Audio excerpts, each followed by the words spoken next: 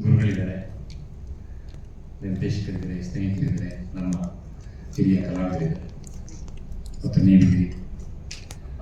ಕನ್ನಡ ಚಿತ್ರರಂಗದ ಇತಿಹಾಸದಲ್ಲಿ ಒಬ್ಬ ಅರ್ಥಪೂರ್ಣ, ಸೃಜನಶೀಲ ನಿರ್ದೇಶಕ ಅಂತಂದ್ರೆ ಶ್ರೀಯುತ ಎಸ್.ವಿ. ರಾಜೇಂದ್ರ ಸಿಂಗ್ ಬಾಬು ಅವರ 50 ವರ್ಷದ ಸುದೀರ್ಘ ಚಿತ್ರರಂಗದ ಸೇವೆಯಲ್ಲಿ ಮಹೋನ್ನತ ಕಾಣಿಕೆಯನ್ನ ಕೊಟ್ಟಿದ್ದಾರೆ. ಅದನ್ನು ನಮ್ಮೆಲ್ಲ ಕನ್ನಡಿಗರು ನೋಡಿದ್ದಾರೆ. ಅಂತಾರಾಷ್ಟ್ರೀಯ ಮಟ್ಟದಲ್ಲೂ ಕೂಡ ಅವ್ರನ್ನ ಗುರುತಿಸಿದ್ದಾರೆ.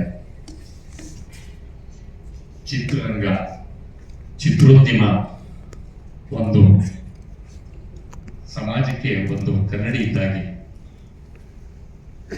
ಈ ಒಂದು ಚಿತ್ರದಲ್ಲಿ ಅಲ್ಲ, ಬೇರೆ ಚಿತ್ರಗಳಲ್ಲೂ ಕೂಡ ಅವರ ಛಾಪನ್ನ ಒಳ್ಳೆ ರೀತಿಯಲ್ಲಿ ಮೂಡಿಸಿದ್ದಾರೆ. ಮನಮುಟ್ಟುವಂತೆ ಈ ಚಿತ್ರದಲ್ಲಿ ನಾನು ಪಾತ್ರ ಮಾಡಿದ್ದೀನಿ. ಅದಕ್ಕಾಗಿ ನನ್ನ ಕರೆದು ಇಲ್ಲಿ ಕೂರಿಸಿದ್ದಾರೆ. ನನ್ನ ಸೌಭಾಗ್ಯ. ಸಾಮಾಜಿಕ ಕಳಕಳಿ ಇರತಕ್ಕಂಥ ಒಂದು ಕಥಾವಸ್ತುವಿನಿಂದ ಚಿತ್ರ ನಿರ್ಮಾಣ ಮಾಡಿದ್ದಾರೆ. ಅದನ್ನ ಮನಮುಟ್ಟುವಂತೆ ಭಾವನೆಗಳನ್ನು ತುಂಬಿ ಇಬ್ಬರು ನಾಯಕ ನಟರ ಮೂಲಕ ನಮ್ಮ ಮನಸ್ಸನ್ನ ಗೆದ್ದಿದ್ದಾರೆ.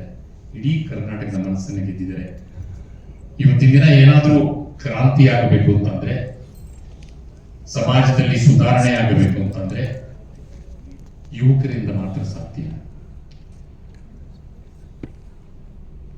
ಮುಂದಿನ ಹಿರಿಯ ತಲೆಮಾರುಗಳು ಸಾಕಷ್ಟು ಪ್ರಯತ್ನ ಪಟ್ಟು ಪ್ರಾಮಾಣಿಕವಾಗಿ ಎಷ್ಟು ಬದುಕಕ್ಕೆ ಸಾಧ್ಯನೋ ಸಮಾಜವನ್ನ ತಮ್ಮ ಮುಷ್ಟಿಯಲ್ಲಿ ಕೆಲವರು ಭ್ರಷ್ಟಾಚಾರದ ಮೂಲಕ ಹಿಡಿತಾರೆ, ಕೆಲವರು ಪ್ರಾಮಾಣಿಕವಾಗಿ ಹಿಡಿತಾರೆ.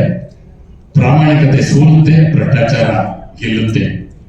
ಆದರೆ ಅದರಲ್ಲಿ ಬಲಿಪಶುವಾಗುವುದು ಮುಗ್ಧ ಜನಗಳು. ಇದು ಯಾವ ಕಾಲಕ್ಕೆ ಪರಿಹಾರ ಆಗುತ್ತೋ ಗೊತ್ತಿಲ್ಲ. ನಾವು ಕೂಡ ಈಗಾಗಲೇ 66 ವರ್ಷಗಳ ಸುದೀರ್ಘ ಜೀವನದಲ್ಲಿ ನಾವು ಕಣ್ಮುಂದೆ ಸಮಾಜವನ್ನು ನೋಡ್ತಾ ಬಂದಿದ್ದೀವಿ.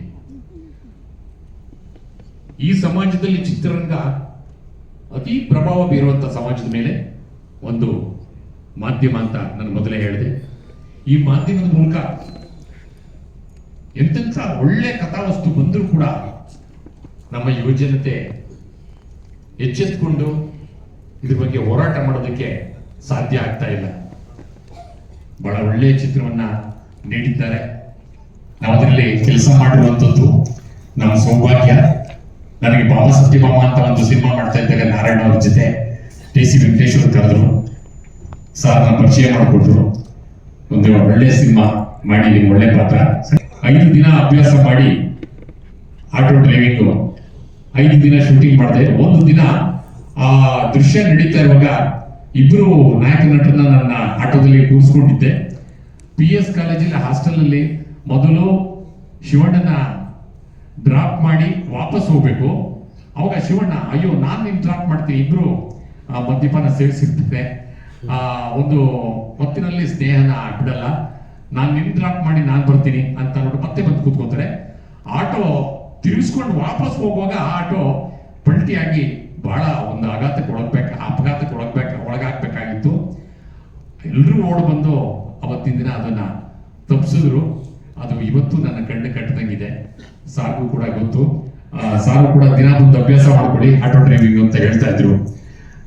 ನಿಜವಾಗ್ಲೂ ನನಗೆ ಅವಕಾಶ ಕೊಟ್ಟಿದ್ದು ಒಂದೇ ಅಲ್ಲ, ಇಂಥ ಒಂದು ಅತ್ಯುತ್ತಮವಾದಂತ ಸಮಾಜಕ್ಕೆ ಒಂದು ಸಂದೇಶವನ್ನು ಕೊಡುವಂತ ಒಂದು ಕಥಾವಸ್ತುವಿನಲ್ಲಿ ಚಿತ್ರದಲ್ಲಿ ನಾನು ಮಾಡಿದ್ದಕ್ಕೆ ನಾನು ಋಣಿ ಅಂತ ಹೇಳ್ತೀನಿ. ಜೊತೆಗೆ ಕನ್ನಡ ಚಿತ್ರರಂಗದಲ್ಲಿ ಒಂದು ಯುರೋಪಿಯನ್ ಒಂದು ಬಣ್ಣವನ್ನು ಇಟ್ಕೊಂಡಿರ್ತಕ್ಕಂಥ ಸುಂದರವಾದಂತ ನಿರ್ದೇಶಕರು ಇವರು. ಆ ಸೌಂದರ್ಯ, ಬಾಹ್ಯ ಸೌಂದರ್ಯ ಈ ಹೇಗಿದೆಯೋ ಅದೇ ತರ ಆಂತರಿಕ ಸೌಂದರ್ಯ ಕೂಡ ಹಾಗೆ ಇದೆ. ಹೃದಯವಂತರಾದಂತ, ಪ್ರಬುದ್ಧರಾದಂತ ಇಂಥ ನಿರ್ದೇಶಕರು ಇನ್ನಷ್ಟು ಹೆಚ್ಚಿನ ಕೆಲಸವನ್ನು ಮಾಡೋದಕ್ಕೆ ಆ ದೇವರು ಶಕ್ತಿ ಕೊಡ್ಲಿ.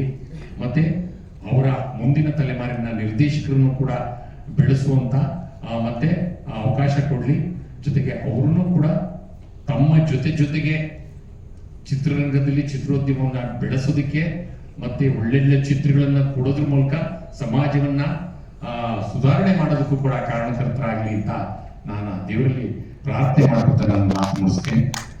ಎಲ್ರಿಗೂ ಒಳ್ಳೆಯದಾಗಲಿ, ಶುಭವಾಗಿ. ಜೊತೆಗೆ ಈ ಒಂದು 50 ವರ್ಷದ ಈ ಅವರ ಸುದೀರ್ಘ ಸೇವೆಯನ್ನ ನೆನಪಿಸಿಕೊಂಡು ಈ ಅತ್ಯುತ್ತಮವಾದಂತ ಒಂದು ಚಿತ್ರೋತ್ಸವವನ್ನ ಸಂಘಟನೆ ಮಾಡಿದಂತ ಕೃಷ್ಣೇಗೌಡರಿಗೆ ಇನ್ನೂ ಹೆಚ್ಚಿನ ಹುರುಪು ಕೊಟ್ಟು ಇನ್ನೂ ಹೆಚ್ಚಿನ ಉತ್ಸವಗಳನ್ನು ಮಾಡೋದಕ್ಕೆ ಅವಕಾಶ ಮಾಡಿಕೊಡ್ಲಿ. ಈ ತುಂಬಿದ ಗ್ರಹದಲ್ಲಿ ಎಲ್ಲರೂ ಕೂಡ ಬಂದು ಭಾಗವಹಿಸಲಿ ಅಂತ ನಾನು ಕೇಳ್ಕೊತೀನಿ. ನಮಸ್ತೆ. ಎಲ್ರಿಗೂ ನಮಸ್ಕಾರ. ನಾನು ಸಿಂಹ ಅವರು ಮಾತಾಡೋಷ್ಟು ಯೋಗ್ಯತೆ ನನಗಿಲ್ಲ.